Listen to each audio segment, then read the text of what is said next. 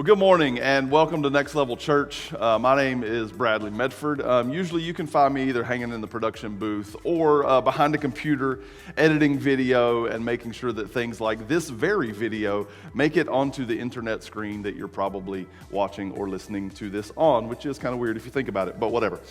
Today I am thankful for the opportunity to get on stage and to share a message and participate in this series that we've been in. I'm always thankful for that. I've lived a fair amount of time. I'm 39 years old. I've been walking with Jesus for a long time, and I feel like I've had a lot of life experience, and he's taught me some things over the years. Made a lot of mistakes, had a lot of mess-ups along the way, but God has been gracious, and he's taught me some things along the way, and I hope that I can share some of those with you. We're going to wrap up a series today. The title of that series is this: Great Expectations. And I want you to notice the tagline that we put on this. It says, embracing your God-given dreams. And that's my hope today as we finish this series. Hopefully you've been working through that, walking through that as we've gotten started the last 3 weeks. And as we finish up today, I hope that you can do that you can embrace the dreams that God has placed in you. In this series, we've been looking at the story of Joshua. Joshua, who came after Moses, had some really big shoes to fill, was tasked with leading the Israelites into the promised land. We've been walking through that story. Last week, Pastor Clay continued that series, and he focused on this part of Joshua and Israel's story. The people of Israel, they had gone into the promised land a bit, and as they're moving around, it was a process to take the land, and at one point they faced a river, and he kind of hung out on this story where they come up to a river. It's a lot of people. They've got the Ark of the Covenant, which was not light. I mean, this was a big object to try to carry, and they're facing this river, and it's a similar situation that some of these people had seen or at least heard of when Moses had parted the Red Sea. Now they face a river, and they have to step into the river. They have to get into the water and get wet, and God ceases the flow of the river way upstream, and they have to wait for that victory. There's so much there, and I think Clay did a great job unpacking that. So if you missed that, by all means, go back and catch up on that message. Today, that has happened, and the Israelites are continuing their trek through the promised land, taking cities, taking the land that God has given them.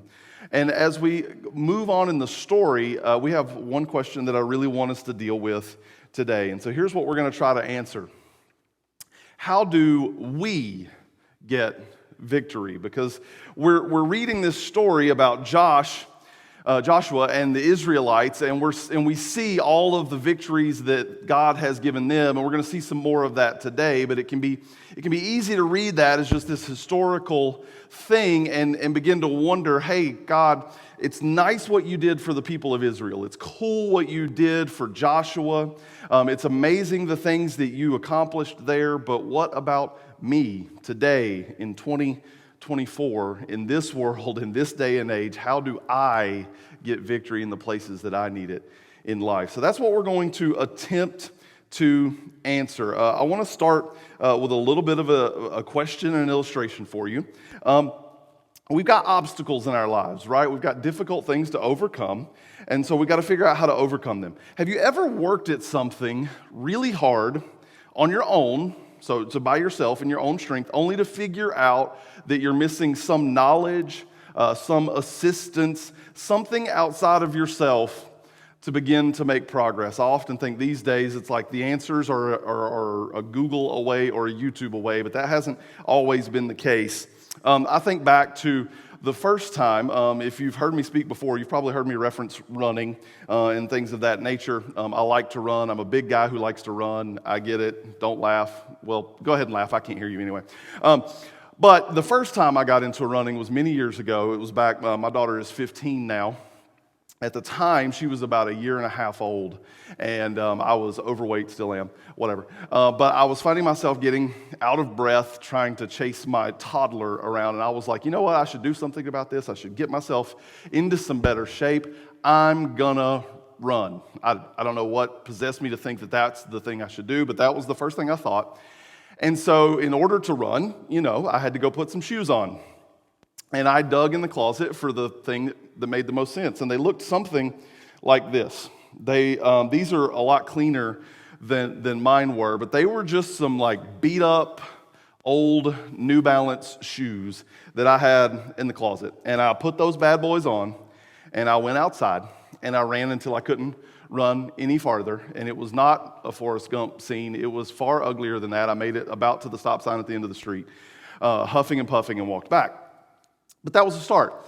What I quickly learned in those first few weeks of running was that if I ran in these shoes, man, my knees hurt, and my shins hurt, and muscles that I didn't know I had hurt, and bones hurt, and ankles hurt, and it was just not a pleasant experience. And I'd shared this with a few people, and I began to hear some advice from some people outside of myself that said, hey, you should probably get some running shoes. And I'm like, I have running shoes. I don't know. And they're like, no, like real running shoes. And so I could have been stubborn, and I could have been just like, no, I'm going to figure this out. I'm going to do it on my own. I'm just going to keep running, ignore the pain, whatever. But you know what? I went to a store, a running shoe store, and they put me on a treadmill, and they watched the way that I ran, and they gave me some shoe options. I tried on a couple of things. It made an amazing difference. Getting that knowledge outside of myself, getting something that somebody else had, made a big difference. Now, that's a small example that doesn't mean all that much in the grand scheme of life, but it is an example of a principle that I want us to get today, and that principle is this. Maybe. There we go. Victory will come when I get out of the way. If there is ever been a statement that applies more to me in my life, I haven't seen it yet. Victory will come when I get out of the way. In so many parts of my own life and of my own story, there is example after example after example of things that I tried to do on my own, things that I thought I could tackle, things that I thought I could manage, that I could handle, that I would figure out on my own eventually, that I would outsmart, that I would outwork, that I would overcome in some way that I simply failed at. Where eventually I had to get out of the way. And that looks like a lot of things in a lot of different situations. We don't have time to walk through all the ways in which I have failed in life simply because I would not get out of the way. I would not ask for help. I would not let God have control. I held tightly to the things that I wanted to do. We see this in the story of Joshua. Joshua had to get out of the way. Joshua couldn't just lead the people of Israel wherever he wanted to go, however he wanted to do it. As he got out of the way and as he listened to God along the way and did what God asked him to do, victory continued to be the outcome. Not because Joshua was this incredible, amazing leader, but because God was working in and through him. In Joshua chapter 10, where we're going to hang out today, I'm going to give you kind of a summary up to the point of where we're going to read. In Joshua 10, the Israelites have crossed the river that we saw last week, and they've seen some amazing things happen. They saw that river. They didn't actually, I would say, they crossed a river bed.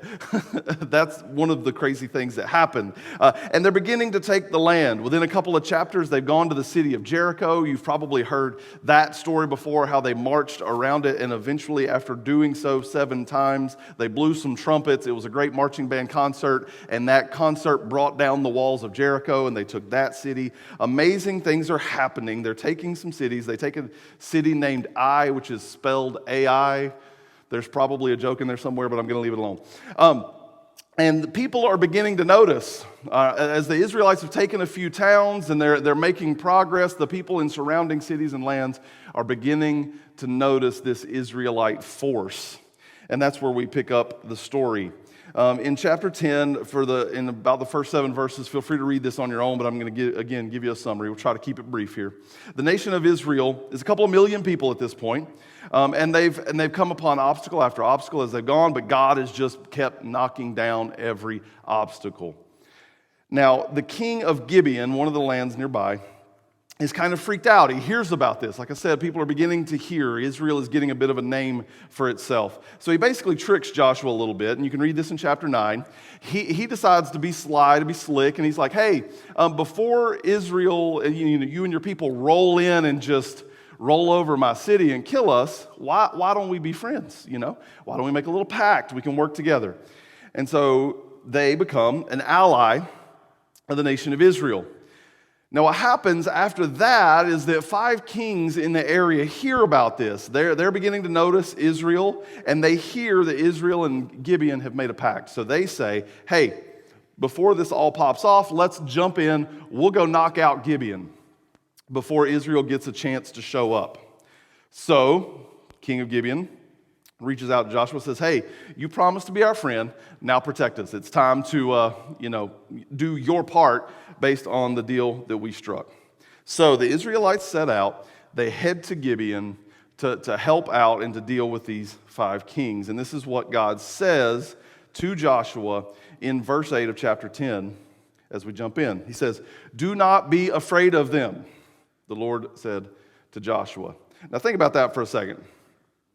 You don't tell somebody not to be afraid of something that's not worth being afraid of. Like, nobody has ever told me to not be afraid of a cheeseburger or a slice of pizza, because I am not afraid, and there is no reason for me to be afraid. I am happy to indulge in those things, okay? But people will say, don't be afraid of this spider. It's harmless. Do not be afraid of this snake. It might bite you, but it's not poisonous. I'm still afraid. That doesn't work. Don't be afraid to jump out of this plane. You got a perfectly good parachute on the back. You'll be fine. We say do not be afraid about things that are worth being afraid of. So when God shows up on the scene and says, do not be afraid, it's because there's something scary. Pay attention to that. We can read through these things and kind of gloss over them. No, there's ample reason to be afraid. There are 5 kings plotting your demise, Joshua, and this is a dangerous situation that you're walking into. But for whatever reason, God says, don't be afraid. And he's going to tell Josh why in the next verse. He says, for I have given you victory over them. Not a single one of them will be able to stand up to you. Isn't this neat? God uses the past tense. I think that's pretty awesome. God says, not I'm going to give you them, not I'm going to give you victory. God says, it's already done. You haven't even left yet. You've not gotten to Gibeon yet. You're not there yet, but guess what? I'm already there. And it's already done. It's already been taken care of. This is the life of a follower of God. God has already taken care of so much, and all he asks us to do is to walk in what he has already done. That's what he's asking Josh. He says, hey, I've taken care of this. I have given you victory. Not a single one of them will be able to stand up to you. So, Josh goes. But here's the second sort of big idea I want you to catch in this. God says it's done. God says I've taken care of it, but Joshua still has to walk out what God has said. He still has to walk in the truth that God has given him, which leads us to this. Victory will only come after the battle. So victory comes when I get out of the way, but it also only comes after the battle. Joshua had to walk this through. It didn't just get to happen while he stood on the sidelines. And so what I would say to you as you consider this series, as you consider the God-given dreams that God has placed in your heart and on your life, whatever great expectation it is that you've got, it will only come after a battle. And I think when we think hard about this, we know this. Think about it. When it comes to marriage, do you know people who've been married for 20 or 30 years? If you do, ask them. They've been through some battles. They've been through some struggles. They've had to walk through difficult things to get where they are. Do you have any friends that you've been friends with for 20 years? If so, you've walked through some things together. Victory only comes after the battle. So whether you come in today and you're struggling in that marriage, or you're struggling in a relationship, you're struggling in a friendship, maybe it's your finances, maybe it's a habit, a struggle, something that you're dealing with that has got you down, and it's beginning to be hard to see a dream. It's beginning to be hard to dream. Maybe that just when I say the word dream, your immediate response is to shudder, is to back away, and to not embrace that dreams are even a possibility anymore. Hear me today. When we get out of the way, victory can and will come. But it's only on the other side of the battle. So we read on and we see what happens with Joshua and the Israelites in this battle. Notice the highlighted parts here. Joshua traveled all night, starting in verse 9, from Gilgal, and took the Amorite armies by surprise. The Lord threw them into a panic. This is the armies, by the way. And the Israelites slaughtered great numbers of them at Gibeon. Then the Israelites chased the enemy along the road to Beth-horon, killing them all along the way to Azekah and Makkedah. The key to pronunciations in the Old Testament is to say them quickly and with confidence. Here we go. As the Amorites retreated down the road from Beth-horon, the Lord destroyed them with a terrible hailstorm from heaven that continued until they reached Azekah. The hail killed more of them than the Israelites killed with the sword. How crazy is this? The Lord is doing the work. Notice I highlighted, it's the Lord. It's not Joshua. It's not Joshua and his military prowess and acumen. It's not the amazing combat skills of the Israelite armies. It's rigged. It's the Lord. He's doing it. How many times do we have to see these things to get it in our own lives? Man, we try so hard to do things on our own. I am the worst example of it. But God says, get out of the way. I can do this. I've got this. We'll keep on. Verse 12, on the day the Lord gave the Israelites victory over the Amorites, Joshua prayed to the Lord in front of all the people of Israel. He said, let the sun stand still over Gibeon and the moon over the valley of Ajalon. Let me ask you a question here. What is the craziest thing that you've ever done in front of a group of people? Maybe you quickly go back to some high school or college memories. Maybe there's in the South, there's a phrase we use called, it goes, hold my beer. And it's kind of a, watch this, I'm about to do something stupid. Think about that for a moment. Joshua in front of a group of people, like with people watching and listening, he prays that the sun would not move, that it would just stand still in the sky. Hey, laws of nature, just hold on a second. We got some things to do. Pretty insane thing. Basically, what Joshua is saying is like, God, if we're going to defeat this army today, we don't have time. So could you give us some extra time? Could you just bend the laws of physics and nature and we'd like a few more hours on this day to get this done. We want you to make the sun stand still. And check it out. Man, when you're following God and you're obeying what he's asked you to do, he does some pretty crazy stuff. So the sun stood still and the moon stayed in place. Pause. Until the nation of Israel had defeated its enemies.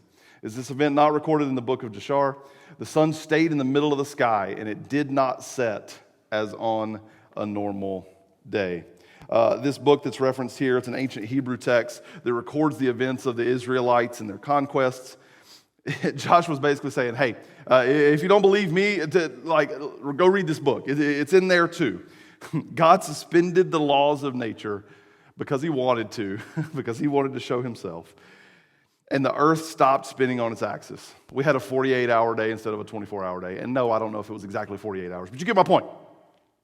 If God can do that, I think he can do some pretty amazing things in our lives today. I think he is up to whatever the task in front of you is. And then check this out. In verse 14, Joshua says this, "There's never been a day like this one before or since when the Lord answered such a prayer. Surely the Lord fought for Israel." Man, that's a pretty awesome statement. And I feel like if we can just get a piece of this in our lives, just a piece of believing in the way that Josh did, obeying in the way that Josh did, getting out of the way. I keep saying Joshua, we're tight. Anyway, if we can just keep in that same vein, God can do incredible things. For me, as a dad, as a friend, in ministry and in work, and in all of these things, I want a piece of this. I hope that something like this can be said of my life and my God-given dreams, my great expectations one day.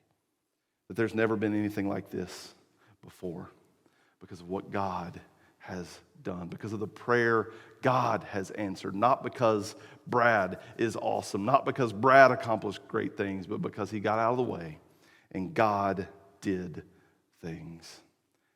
I want that for you. I want it for me. I want it for us.